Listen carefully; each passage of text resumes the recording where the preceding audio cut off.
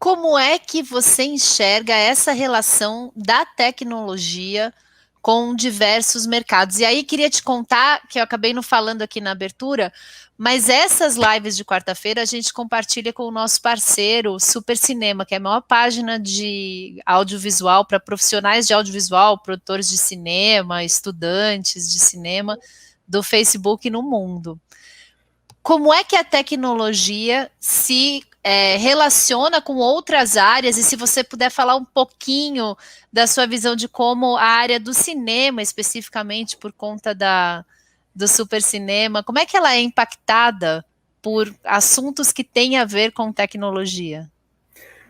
Eu acho que a tecnologia, como eu falei quando eu fui contar um pouquinho da minha história, né, que eu falei que lá como adolescente eu tive contato com um computador pessoal que ninguém tinha, né, e a gente vê que hoje as crianças, né, já praticamente nascem, né, com uma telinha na mão, né, você entrega ali um aparelho, um celular, um tablet para um bebê, ele já sabe mexer com o dedinho como se aquilo tivesse no DNA dele, né, já sabe que muda a tela arrastando e mexendo com aquele movimento de pinça, coisas que nós vamos ter contato muito tempo depois, né, nas nossas vidas. Então, a gente percebe que essa disseminação da tecnologia, ela faz com que muitos recursos que antes eram apenas corporativos, hoje estão, né, disponíveis gratuitamente com programas de open source, né, de tecnologias abertas, que nós podemos utilizar, né, tranquilamente. Então, a produção de vídeo, por exemplo, nós estamos usando aqui uma ferramenta, o StreamYard, que é extremamente amigável, que possui versões gratuitas, que permite, então, que a gente configure as apresentações, os streamings, né, e faça, então, programas utilizando. Existem outras plataformas até que remuneram, né, as apresentações, como o Twitch, né, que é uma outra plataforma de streaming, que é muito conhecida também. Você tem um software chamado OBS, que também é muito utilizado, né, pela galera que gera, então, streaming. E dali você tem tecnologia para fazer a edição de vídeo. Então, você vai cortar segmentos de vídeo, você vai inserir música, você vai inserir cards, você vai trocar a fala, você vai fazer aqueles efeitos de câmera lenta para quando há um errinho, alguma coisa, para tornar uma coisa engraçada. Quer dizer, tudo isso que antes estava disponível dentro de um estúdio, de uma empresa, hoje está ali, está aqui na nossa mão, né? E tem versão para celular, para rodar tudo isso, né? Então, assim, um contato com a tecnologia, ele acontece de uma forma tão intensa e tão próxima da gente, né? Que não dá para ter uma carreira que não mexa com tecnologia. Não tem como, né? Na semana passada eu estava numa live sobre a Lei Geral de Proteção aos Dados e sobre cibersegurança, e tinha uma pessoa que mandou lá um recado no chat dizendo assim: eu sou da área de contábeis, olha só, né, da área de ciências contábeis, e eu vejo que o futuro do contador, né, do bacharelado, do bacharel nessa área, é programar. Porque não vai Nossa, ter mais sentido para um cara desse ficar analisando balanços, ou ficar lançando coisas, ou criando relatórios, porque isso tudo os computadores já fazem. Não tem por que continuar só se dedicando a isso. Então, o que ele enxerga, né, como futuro ali era justamente aprender a programar para trazer talvez uma mineração de dados a partir dos dados contábeis, trazer uma visão gerencial, trazer algo a mais, né? Então, a gente vê o tempo todo pessoas de carreiras como esse exemplo, né? Mas a gente vê muito na administração também. Hoje você tem na administração uma pessoa trabalhando com Power BI, que é uma ferramenta para geração de dashboards, que é imprescindível, né? Como a gente utiliza muito um Excel, daqui a alguns anos o Excel vai ser do passado, né? A gente vai estar utilizando muito mais uma ferramenta de dashboard como um Power BI para gerar, então, relatórios, e isso cada vez mais premiando vários níveis. Eu participei um tempinho atrás também de uma palestra, onde a proposta da palestra era falar como a tecnologia está na área da saúde, né? E eu procurei trazer alguns exemplos, que são, por exemplo, os dispositivos para você fazer cirurgias à distância. Então, você tem um médico numa sala e ele opera um paciente que está em outra sala simplesmente mexendo com joysticks. Ele tem uma visão privilegiada, porque ele tem ali um instrumento que é uma câmera com uma super qualidade de definição, que traz ali muito mais do que ele conseguiria enxergar com os próprios olhos, e ele tem uma série de ferramentas que ele manipula com os joysticks, e ele pode estar na sala ao lado, ou ele pode estar do outro lado do mundo. Então a gente tem uma visão, né, da medicina que muda muito com o uso da tecnologia. Então esse médico... E como é que é a tua visão, já que você está... Porque eu sei que a tecnologia, a gente percebe o tempo todo, né, a mudança ou o avanço que a tecnologia traz para as possibilidades da medicina, e tem a coisa dos dados também, né, Luiz? Do armazenamento dos dados todos e de como isso pode ser bom, mas a mesma coisa da LGPD, né, da Lei Geral de Proteção de Dados. Como é que você enxerga isso? Essa coisa dos dados também é uma área de grande expansão, né, porque a gente foi se acostumando a trabalhar com cada vez um volume maior de dados, e esses dados passaram a estar cada vez mais disponíveis, assim como eu disse que a gente consegue buscar qualquer tipo de programa gratuitamente na internet, a gente consegue também grandes bases de dados. Então, se eu quiser hoje, por exemplo, saber como está andando aí a vacinação da Covid no mundo, eu consigo puxar 2, 3 bases de dados mundiais com todas as informações de vacinação em todos os países, né? E eu consigo fazer um trabalho com esses dados, levar isso para dentro de ferramentas de mineração ou de tratamento analítico desses dados e gerar, então, informações ricas que podem ajudar um tomador de decisão, seja de qual nível for. Então, a gente tem hoje muitas oportunidades de trabalho também nessa área de chamada, né, ciência de dados. Então, eu recebo praticamente todos os dias aqui alguma oferta de emprego na área de ciência de dados. E as pessoas dão nomes, né, para isso, cientistas de dados, engenheiros de dados e coisas desse tipo. Quer dizer, não existe uma formação específica para isso, né? Existe uma experiência. E eu acho que o legal é essa coisa da experiência que, se eu tiver uma necessidade dessa numa área médica, por exemplo, eu vou ter muito mais riqueza se eu trago uma pessoa que cursou alguma faculdade ou curso relativo à área da médica, do que uma pessoa que seja somente um analista, porque ele traz um conhecimento que vai ser importante para ele filtrar melhor os dados, para ele dar um entendimento melhor, né? Porque a gente não trabalha só com os dados brutos. Essa parte de lapidação dos dados precisa de um conhecimento.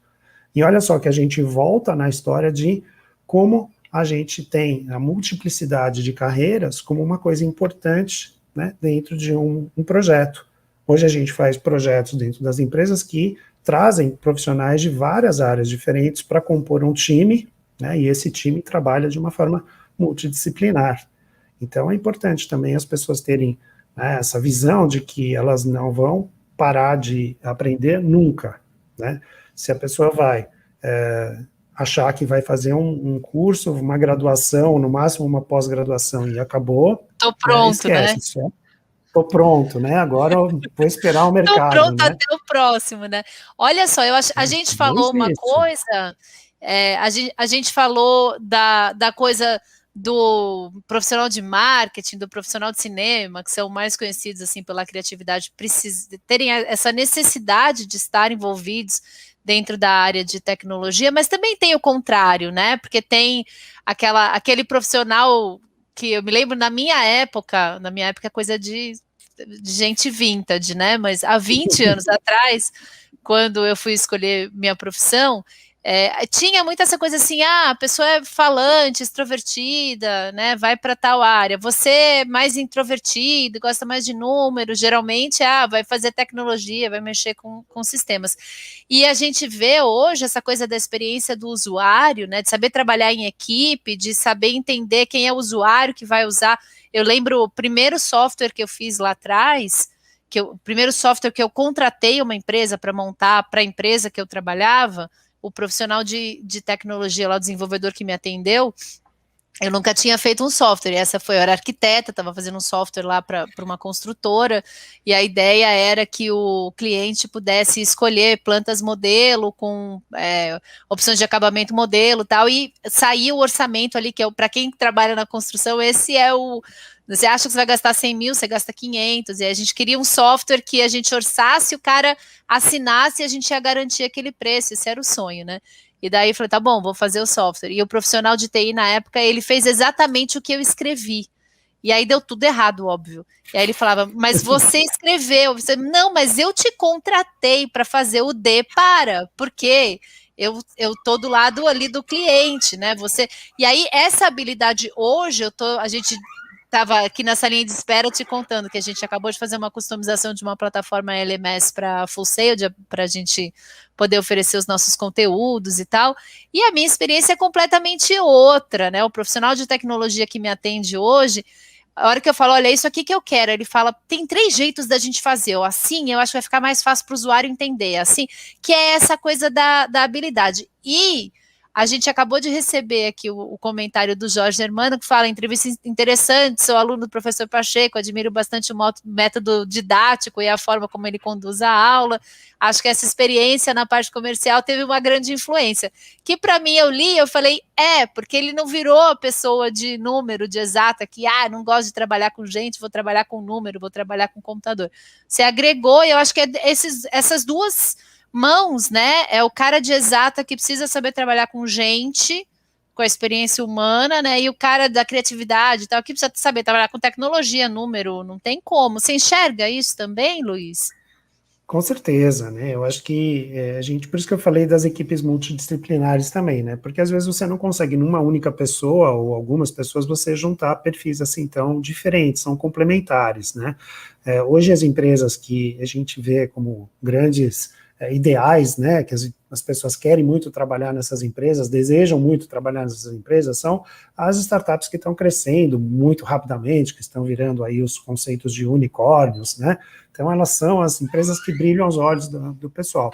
Mas aí, essas empresas estão passando por um processo em que elas começam a perceber que não só os jovens, né, são, apesar de todo o conhecimento, toda a garra que eles têm, são suficientes para resolver alguns problemas, que às vezes eles precisam de uma experiência. Então, antes a gente tinha aquela coisa de que há 40 anos o mercado já não quer mais o profissional, né, já começa a olhar de uma outra maneira para um profissional se ele já está nessa idade. Hoje, os profissionais estão sendo trazidos de volta para o mercado, mas não para empresas antigas e empresas tradicionais, mas para as startups, para as empresas que estão, né, nessa grande vibe de crescimento acelerado, porque às vezes falta essa experiência para o pessoal jovem que está lá. Então, os mais experientes, né, conseguem agregar. E o bacana é que difícil você achar um profissional que seja experiente só em uma coisa. Então, ele começa a trazer essas multi-experiências, né, para agregar o conhecimento necessário para conduzir aquilo que é necessário dentro dos desafios que as empresas enfrentam. Num mundo muito mais globalizado, num mundo mais rápido, né, de tomadas de decisões aceleradas e que são baseadas em tecnologia. A tomada de decisão hoje depende muito mais da análise de dados, como você comentou anteriormente, para fazer, então, a tomada de decisão correta. E tudo, então, hoje, a gente percebe que não dá mais para você ficar numa área só. Você tem realmente que ter uma carreira, né, diversa e aproveitar as oportunidades, e vai ser muito difícil você não olhar para a tecnologia em qualquer área do conhecimento, você vai ter um contato, vai ter que, né, aprender a mexer num software, vai ter que aprender a dominar um hardware, porque isso está acontecendo na nossa vida também. O eletrodoméstico hoje tem um dispositivo de IoT conectado à internet que te permite programar, receber dados, trocar dados com o eletrodoméstico, né? Os assistentes pessoais, que são as caixinhas lá que a gente usa, né, estão presentes nos lares, né? Eu vi um vídeo ontem, não sei se você já viu, que é uma pessoa do TikTok, que ele pega o celular filmando no TikTok e fala, eu moro nesse condomínio aqui, você viu isso? Era um monte de prédio, Não, assim, e ele não. tá na varanda, e a varanda dele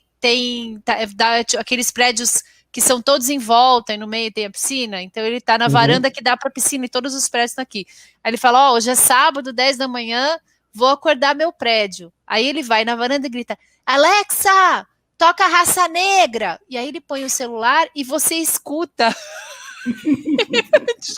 Todo mundo em volta dele que tinha Alexa pegou e pá, tocou. Falei, gente, Nossa, que loucura. fantástico, fantástico. Mas isso também deixa a gente com um pouco de medo, Um né? pouquinho de Porque desconforto, né? um pouquinho de desconforto, né? Porque imagina o seguinte, a gente fala que essa tecnologia está à nossa volta, né? Mais um pouquinho de anos, nós vamos ter os carros autônomos como uma realidade, né? E todas as tecnologias que vêm nessa esteira da automação, elas são possíveis de serem invadidas. Então, hoje você já tem casos até de tentativas de extorsão com marca-passos, né? Porque a Nossa, pessoa, já tem um tempo isso, não é muito recente não, tá? As pessoas colocavam lá o marca-passo, ele tinha um dispositivo de comunicação em que o médico podia fazer ali uma leitura de funcionamento do aparelho e até dimensionar e mudar o ritmo, né? E os hackers conseguiram invadir esse programa e com isso eles mandavam mensagens para as pessoas dizendo, olha, se você não mandar dinheiro para mim, eu vou alterar o programa e você vai acabar tendo sérios problemas, né? E a gente tem, então, possibilidades de invasão de dispositivos que estão funcionando por aí. Então, você tem o drone está funcionando muito bem lá para fazer o seu trabalho, até mesmo na área de cinema, né, que hoje utiliza muito esse muita imagem recurso, né? aérea. Imagina, há anos atrás você tinha que contratar um serviço de um helicóptero para conseguir fazer tomadas aéreas ou um avião, né, de pequeno porte para você fazer tomadas aéreas. Hoje com o drone você tem uma qualidade muito superior e ângulos de visão que eram impossíveis de se obter anteriormente, né? Pois bem, esse drone está lá funcionando, alguém invade, né, o sistema de comunicação do drone e estraga tudo ali, ou pode derrubar o aparelho, gerar problemas sérios, né? Então, uma área também bastante crítica hoje em dia, né, já que a gente falou da LGPD, né, é justamente a cibersegurança. Então, a gente tem que dar muita proteção a esses dados, pelas razões óbvias, né, de que a gente não pode ter invasões de sistemas, mas também porque a lei vem chegando não só no Brasil, na verdade ela chega no Brasil com atraso, né, em outros países do mundo já está bem mais avançado isso, e as empresas todas têm que se preocupar com a proteção dos dados dos seus É clientes, dos incrível o seus que vaza de usuários. dado, né, Luiz? Vazam todos os nossos dados. A sensação que eu tenho é que todo dia vaza dado. Assim, eu já nem sinto mais que o dado é meu, já virou domínio público. Eu falo, vazou aqui também, tá bom, já, já É, tinham, vazaram uma parece que é informação só mais que um, já né? estava vazada. É. Exatamente. Isso vai ser cada vez mais sério para as empresas que se forem responsabilizadas por isso, né? E a gente pensa, então, mas as empresas de comércio eletrônico, essas que são mais visadas, é que tem que se preocupar?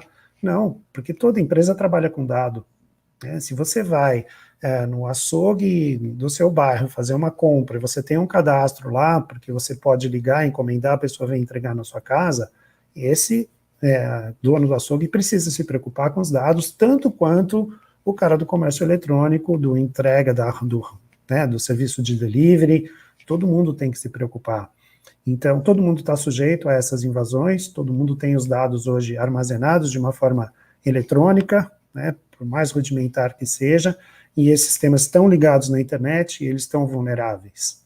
Então, hoje, uma carreira muito promissora seria na área de cibersegurança, né? Mas eu nem sei definir hoje o que seria uma carreira promissora na área de TI, entre tantas vertentes, tantas opções que nós temos, né?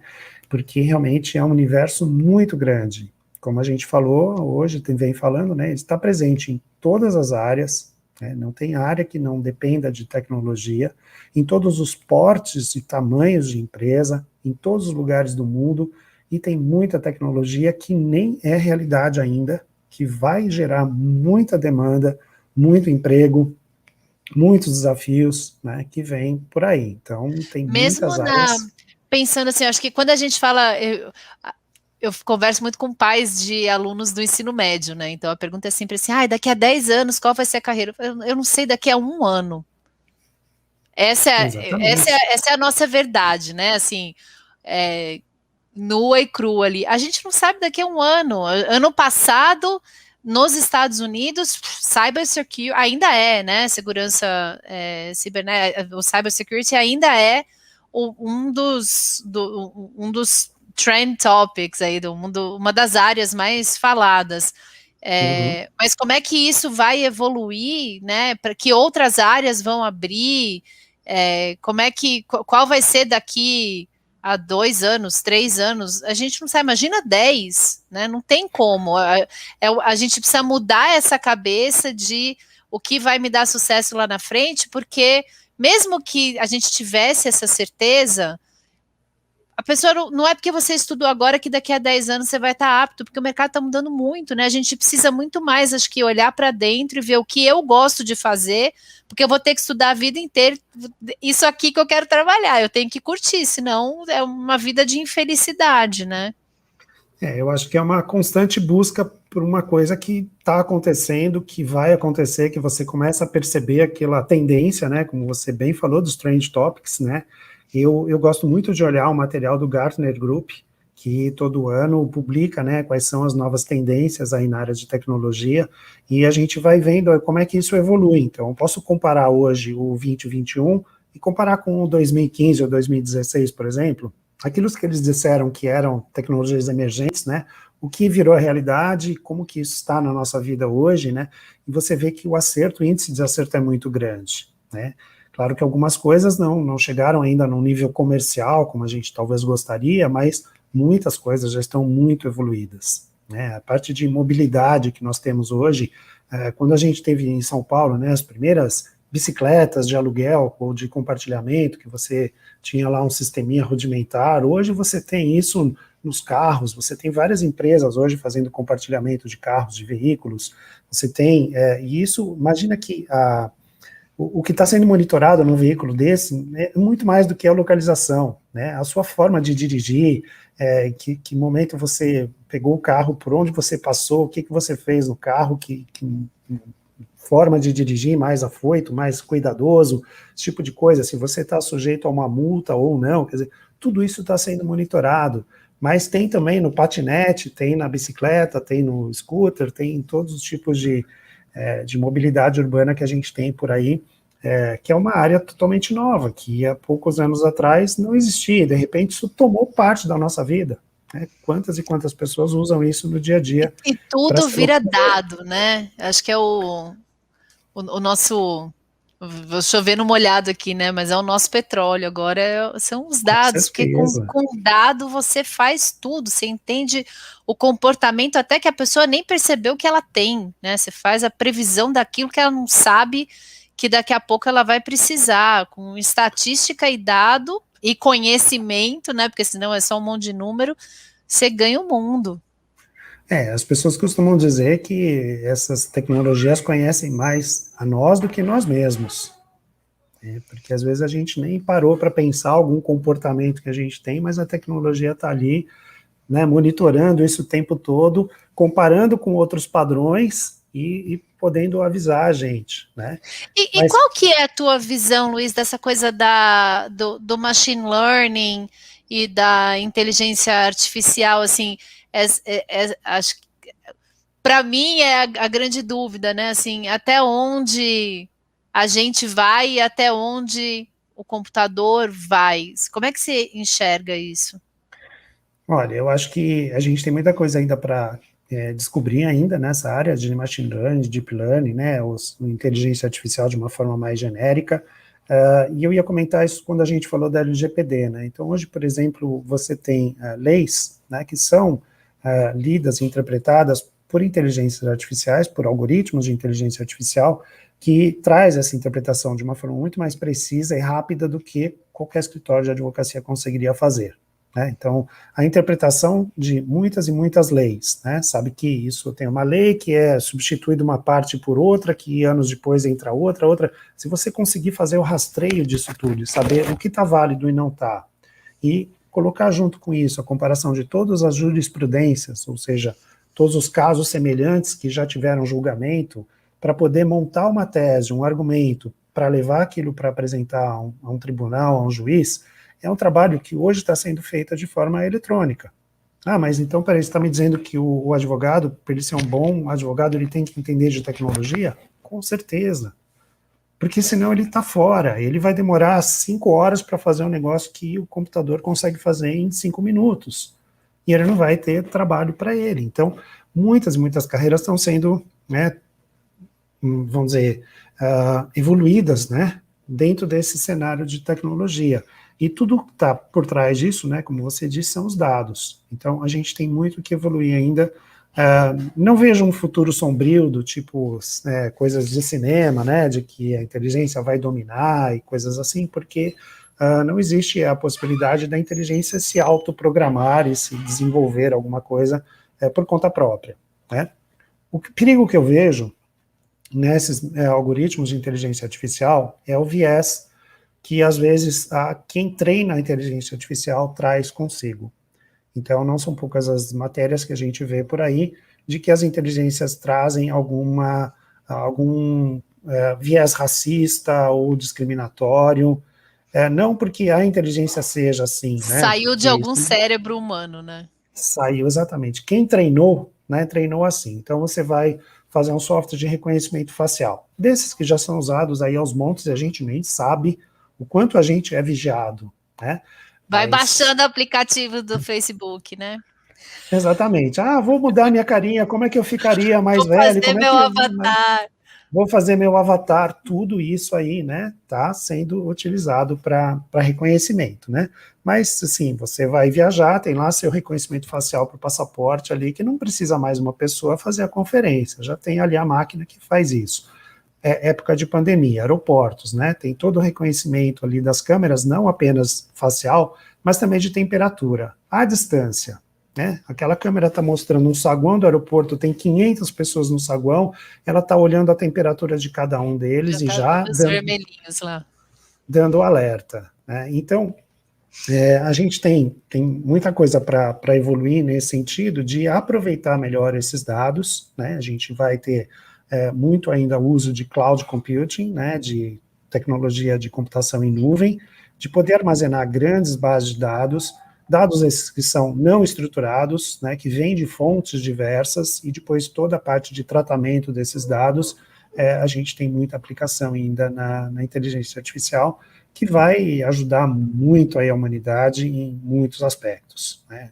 Por mais que a gente esteja vivendo um momento difícil na pandemia, o fato da gente ter conseguido sequenciar o DNA do vírus e conseguir desenvolver vacinas, né, ao ponto da gente hoje já ter vacinado mais de 1 bilhão de pessoas no mundo, em pouco mais de um ano, né? É um feito histórico que nunca houve nada parecido com isso.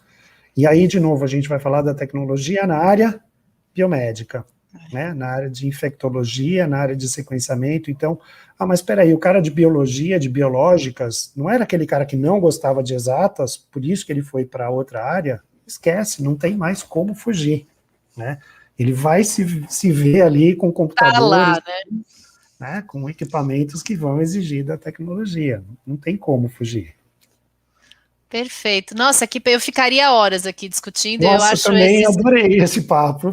Eu comecei, antes da gente entrar, eu falei para o Luiz que em inglês a gente fala technophobe. Eu tenho tecnofobia, assim, eu gosto, mas só na hora que eu não tenho mais saída, que eu tenho que gostar, daí me apaixono, e falo, nossa, esse software é maravilhoso, mas até eu precisar ali, eu fico sofrendo, dizendo, não vou.